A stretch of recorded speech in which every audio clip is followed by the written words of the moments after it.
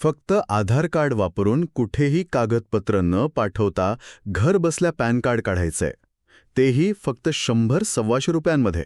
अनेकांना हे शक्यच वाटत नाही. त्यांना वाटतं सरकारी काम म्हणजे हेलपाटे आलेच. बरोबर. पण आता तसं राहिलेलं नाहीये. म्हणूनच आजच्या आपल्या महायोजनाच्या या विशेष चर्चेत आपण जाणून घेणार आहोत की नवीन पॅन कार्डसाठी ऑनलाईन अर्ज करण्याची सोपी पद्धत कोणती आहे. यासाठी फक्त 106 रुपये कसे आणि कुठे भरायचे. आणि महत्त्वाचं म्हणजे 1 दिवसात ई-पॅन आणि 10 दिवसात घरी फिजिकल कार्ड कसं मिळवायचं. सोबतच अर्ज करताना तो AO कोड कसा शोधायचा याची एक खास ट्रिक सुद्धा आपण सांगणार आहोत. आणि हो, अशीच उपयुक्त आणि सोप्या भाषेतली माहिती तुम्हाला नेहमी हवी असेल तर आपला महायोजना चॅनल लगेच सबस्क्राईब करा. आणि माहितीचा खजिना शेवटपर्यंत नक्की बघा. कारण मध्येच आम्ही एक असा गैरसमज दूर करणार आहोत ज्यामुळे अनेकांचा अर्ज फसतो.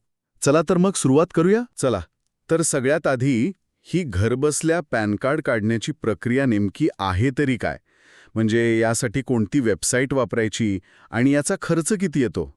अनेकांना वाटतं की हे खूप खर्चिक असेल. माझ्या अनुभवातून सांगते, ही सरकारमान्य प्रोटीन टेक म्हणजे प्रोटियन ई-गोव्ह टेक्नॉलॉजीज लिमिटेड या वेबसाईटवरची अधिकृत प्रक्रिया आहे. प्रोटीन टेक हे तेच का ज्यांना आधी NSDL म्हणायचे. अगदी बरोबर, तेच. वेबसाईटची लिंक आहे onlineservices.proteintech.in आणि खर्चाचं म्हणाल तर फक्त 106 रुपये. फक्त 106 रुपये आणि यात दोन्ही मिळतं, ई-पॅन आणि घरी येणारं कार्ड. हो, यात तुम्हाला ईमेलवर ई-पॅन कार्ड मिळतं आणि पोस्टाने घरी फिजिकल पॅन कार्ड दोन्ही मिळतं. आणि सर्वात महत्त्वाचं म्हणजे ही पूर्णपणे पेपरलेस प्रक्रिया आहे. म्हणजे एकही कागद कुठे पाठवायची गरज नाही. अजिबात नाही, एकही नाही. आणि इथे एक क्विक फॅक्ट सांगते. सांगा. अर्ज यशस्वी झाल्यावर साधारणपणे 24 तासांच्या आत तुमच्या नोंदणीकृत ईमेल आयडीवर डिजिटल पॅन कार्ड म्हणजे ई-पॅन येतं. अरे वा, फक्त 24 तासात. हो, आणि साधारण 10 दिवसात फिजिकल कार्ड तुमच्या आधार कार्डच्या पत्त्यावर पोस्टाने येतं. वा, ही तर खूपच छान सोय आहे. मग आमच्या नागरिकांसाठी अर्ज भरण्याची सुरुवात कशी करायची हे अगदी सोप्या भाषेत पायरी-पायरीने सांगाल का. हो, नक्कीच. चला सविस्तर बघूया.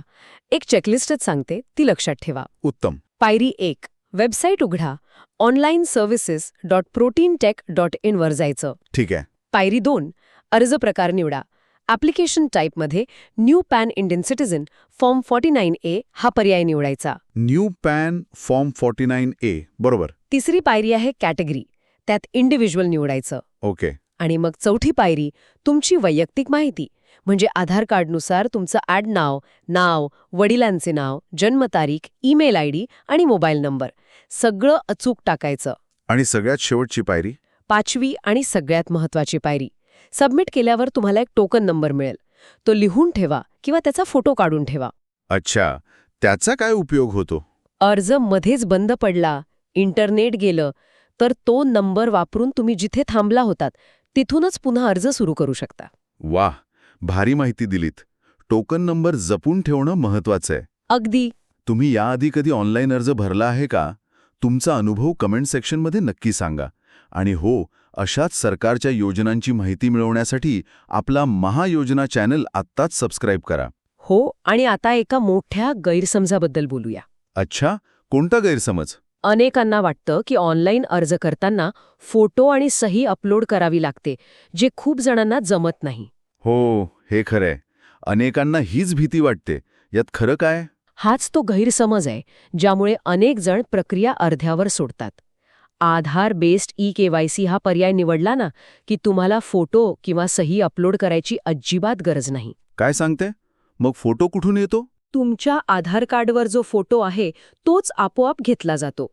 त्यामुळे लक्षात ठेवा, अर्ज पुढे भरताना आधार बेस्ड ई-KYC हाच पहिला पर्याय निवडायचा आहे. म्हणजे सगळा त्रास वाचला. हो, आणि अजून एक गोष्ट, वडिलांचं नाव टाकणे अनिवार्य आहे. विवाहित महिलांनी सुद्धा इथे वडिलांचेच नाव टाकावे, कारण माहिती आधारवरून घेतली जाते. हे लक्षात ठेवलं तर पुढे मोठा फायदा होईल. पण अर्ज भरताना सगळेजण एका ठिकाणी नक्की अडकतात. AO code. अगदी बरोबर. ती AO कोडची गुगली. हा AO कोड म्हणजे काय आणि तो आपल्या भागासाठी कसा शोधायचा याची काही सोपी ट्रिक आहे का. एकदम महत्वाचा प्रश्न. AO कोड म्हणजे असेसिंग ऑफिसर कोड, आणि तो शोधायला अजिबात घाबरायचं नाही. एक सोपी ट्रिक सांगते. सांगा, सगळेजण ऐकतायत. फॉर्ममध्ये इंडियन सिटिझन निवडा, त्यानंतर आपलं राज्य महाराष्ट्र आणि मग तुमचा जिल्हा निवडा. ठीक आहे, जिल्हा निवडला. पुढे? तुमचा जिल्हा निवडल्यावर खाली फेच नावाचं एक बटन दिसेल. त्यावर क्लिक करा. मग खाली एक मोठी यादी येईल. हो, ती यादी बघूनच लोक घाबरतात. इथेच तर गंमत आहे.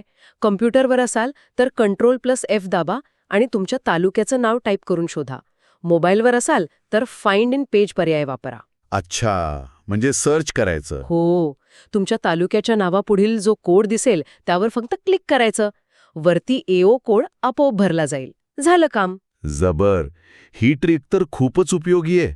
म्हणजे अख्खी यादी चाळत बसायची गरजच नाही. अजिबात नाही. ही AO कोड शोधण्याची ट्रिक तुम्हाला कशी वाटली? कमेंटमध्ये सांगा आणि या माहितीसाठी एक लाईक तर बनतोच. नक्कीच.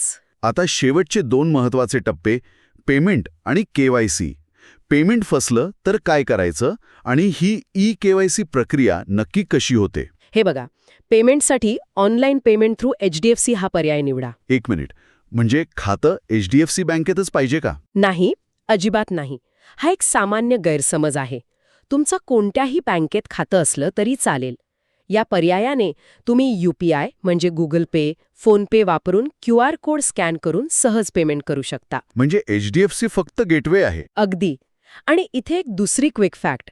पेमेंट फेल झाल्यास पुन्हा पेमेंट करू नका. मग काय करायचं? सुरुवातीला मिळालेला टोकन नंबर आठवतोय? तो वापरून लॉग इन करायचं. तुमची प्रक्रिया जिथून थांबली होती तिथं मग सुरू होईल. म्हणजे पैसे वाया जाणार नाहीत. बरोबर. पेमेंट झाल्यावर तुम्हाला 2 वेळा OTP टाकावा लागेल. दोन्ही OTP तुमच्या आधार कार्डला लिंक असलेल्या मोबाईल नंबरवर येतील. 2 वेळा का? पहिला OTP असतो ऑथेंटिकेशनसाठी, म्हणजे तुमची ओळख पटवण्यासाठी, आणि दुसरा OTP असतो साईनसाठी, म्हणजे डिजिटल सहीसाठी. अच्छा, असा फरक आहे. हो, दुसरा OTP टाकून व्हेरीफाय केलं की तुमचं काम झालं. तुम्हाला लगेच पोचपावतीची PDF फाईल मिळेल. वाह. आणि त्या PDFचा पासवर्ड? तो अनेकांना कळत नाही. तो एक शेवटचा गैरसमज. अनेकांना वाटतं की या PDFचा पासवर्ड काय असेल. तर लक्षात ठेवा, पासवर्ड म्हणजे तुमची जन्मतारीख असते. कोणत्या फॉर्मॅटमध्ये? DDMMYYY या फॉर्मॅटमध्ये. म्हणजे समजा जन्मतारीख 1 जानेवारी 1990 असेल तर पासवर्ड असेल 01011990.